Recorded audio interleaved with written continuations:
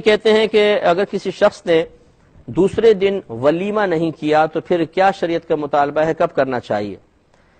देखिए, इस बात को समझिए कि शादी के दूसरे दिन, तीसरे दिन इसके वलीमे का इससे कोई ताल्लुक नहीं है। असल मसला ये है कि जब दुल्हा और दुल्हन पहली मर्तबा मिलते हैं, इसके बाद अगले दिन जो खाना खिलाया जाता है वो है वलीमा। बस मिसाल के तौर पर रुखसती हो गई लेकिन साथ रहने का भी मौका नहीं मिला है, जैसे सफर तय कर रहे हैं, तो फिर शादी के बाद तो दूसरा क्या, तीसरा, चौथा, पांचवें दिन मसलन गुजर गया सफर में, तो ये असल में दूसरे तीसरे दिन की कैद नहीं है। असल यही है कि जब शबे ज़फ़ाफ ये कहलाती है, इसके बाद अगले दिन जो खाना खिलाया जाए वो वलीमा कहलाता है। वो चाहे दूसरे दिन ये शादी जो इजाब कबूल हो गया उसके दूसरे दिन शबे ज़फ़ाफ थी, या तीसरे दिन या चौथे दिन, बस उससे अगले दिन खाना खिलाना है, वो वलीमा होता है। और अगर ये निकल जाए तो फिर गोया कि सुन्नत तर्क हो गई, फिर खिलाएंगे तो मुस्तहब सुन्नत अदा नहीं होगी।